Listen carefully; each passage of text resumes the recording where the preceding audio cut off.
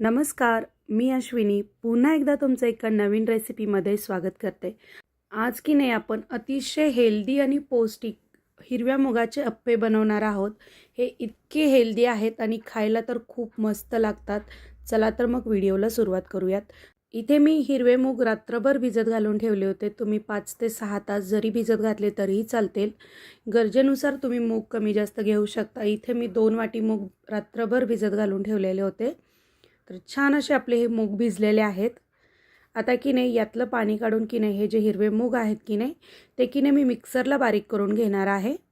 यामध्ये थोड्याशा 5 ते 6 लसणच्या पाकळ्या, आवडीनुसार हिरवी मिरची घालायची आहे कमी जास्त, त्यानंतर 1 वाटी दही घालायचं आहे आणि 1 वाटी बारीक रवा घातलेला आहे मी। आणि गरजेनुसार पाणी घालून की नाही आपल्याला हे बारीक एकदम पेस्ट बनवून घ्यायची आहे। याची खूप जास्त पाणी नाही घालायचं, थोडंसं गरजेनुसार पाणी घालायचं आहे आणि एकदम बारीक करून घ्यायचं आहे, जसं आपण इडली डोस्यासाठी बनवतो ना तसंच। तर इथं बघा हे मी बारीक करून घेतलेलं आहे। आता की नाही यामध्ये बघा बारीक चिरलेला कांदा घातलेला आहे मी।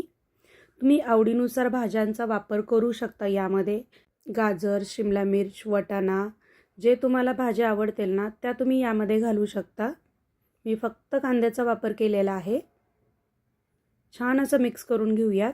आता की नाही यामध्ये बघा थोडंसं जिरे, मोहरी आणि हिंग याची फोडणी दिलेली आहे मी तेलामध्ये। ती फोडणी आपण या पिठामध्ये घालून घेणार आहोत। चवीनुसार मीठ घालायचं आहे। पुन्हा एकदा याला छान मिक्स करून घ्यायचं आहे। एकदम साधी सोपी रेसिपी आहे आणि खायला तर खूप छान लागतात हे अप्पे। तर छान असं मिक्स करून घेतलेलं आहे बघा। वरून तुम्ही कोथिंबीरही घालू शकता थोडीशी बारीक कट करून। यामध्ये की नाही मी आता थोडासा सोडा घालणार आहे, पाव चमचा। तुम्ही इनोही घालू शकता। पुन्हा एकदा याला छान मिक्स करून घ्यायचं आहे। खूप मस्त हे अप्पे तयार होतात, खायलाही खूप टेस्टी लागतात आणि शिवाय हेल्दी आहेत। लहान मुलं हिरवे मूग खात नाहीत जास्त आवडीने, तर अशा पद्धतीने हिरव्या मुगाचे अप्पे बनवून बघा एकदा, खरंच खूप छान लागतात। आता लगेच आपण अप्पे बनवायला घेऊयात। अप्पे पात्र ठेवलेलं आहे गॅसवरती। तेल घालायचं आहे, तेल, तूप, बटर तुम्ही आवडीनुसार कशाचाही वापर करू शकता। इथं मी तेल घातलेलं आहे। आता की नाही तेलामध्ये की नाही थोडंसं तीळ घातलेले आहेत मी। तीळ घातले ना अप्पे छान लागतात। गॅस बारीक करायचा आहे आणि लगेच आपल्याला अप्पे बनवून घ्यायचे आहेत। मुलं की नाही रोज भाजी चपाती खायचं कंटाळा करतात, त्यांना काहीतरी नवीन हवं असतं, तर नक्कीच ही रेसिपी तुम्ही एकदा त्यांना नक्की बनवून द्या। खूप छान लागते खायला। एकदा हे हिरव्या मुगाचे अप्पे बनवून तर बघा, तुमची मुलं खूप आवडीने हे अप्पे खातील।